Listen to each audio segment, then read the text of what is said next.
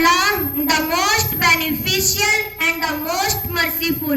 Honorable Chief Guest, respected Principal Sir, teachers and dear audience. Assalamu alaikum wa rahmatullahi wa barakatuh. My name is Musammat Sofia, daughter of Nazim, and I am a student of Ta'alimul Quran. First of all, I am very thankful to Allah and also my class teacher who gave me this opportunity to speak before you. Today my topic is how important education it is. How important education it is.